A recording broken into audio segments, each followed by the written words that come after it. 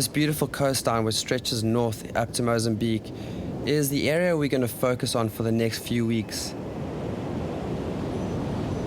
We're going to head out to sea today, and we're in search of the beautiful bottlenose dolphin.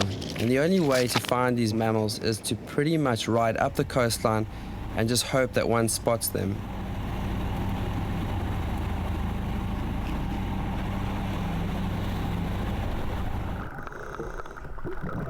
We came across this pod which seems to be resident in the area, and they're relatively social animals, and they often tend to interact with humans, but they can also be quite aloof if they do not want to interact.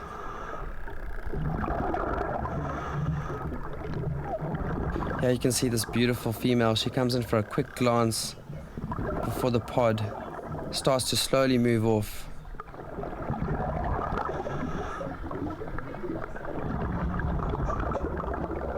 And these dolphins move quite a long way up the coastline, just surfing their way up.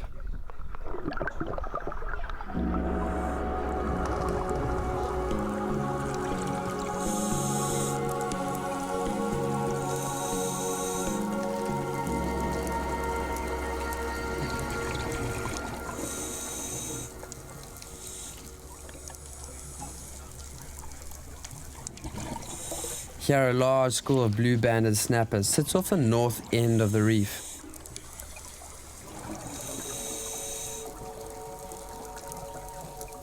As we start to make our way down to the northern wall area, where the topography really breaks out and is quite different from the northern tip, we start to see different species of fish. Here a large potato bass is busy getting cleaned, just hovering over the top of the reef, while the midwater is filled with various types of smaller species.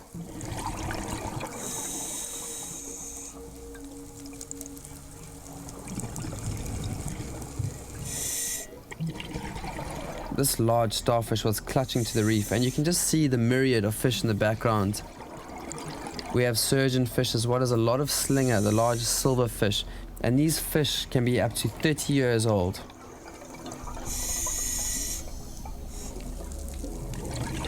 Down on the bottom of the reef, we have this beautiful anemone which is playing host to two different species of fish here. The black fish with the white dot is a domino, and the orange fish with the white stripe down his nose is aptly named a nose stripe anemone fish. These fish are actually covered with a mucus which protects them from the anemone itself.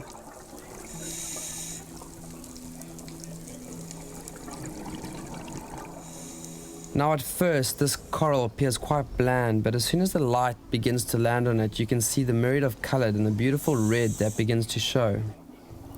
Down at the bottom you can see in one of these holes lies a starry moray.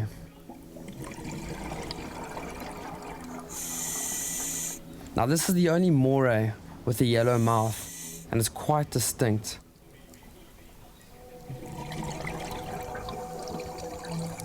And finally, towards the end of the dive, I came across thousands and thousands of beautiful sweepers. These fish form massive schools to confuse predators. A stunning dive as we start making our way towards winter and the water starts to get slightly dirtier.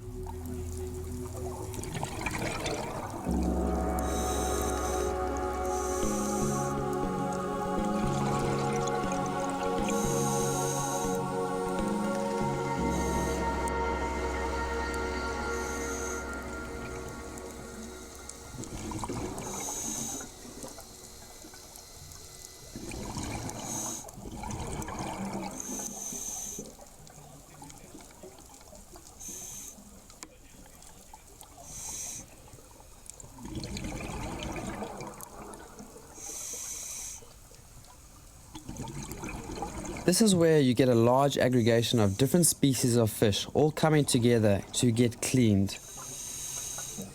Now these fish, no matter how big or small, need to be cleaned daily or otherwise perish due to the parasites.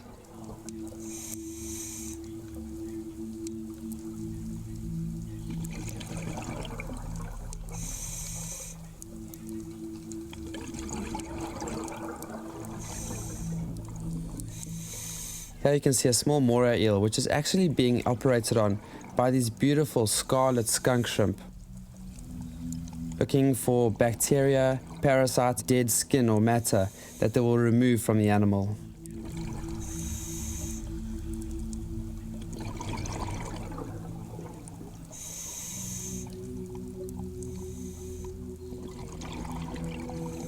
Here in the foreground you see the second most common of these cleaner shrimp, the Durban dancing shrimp.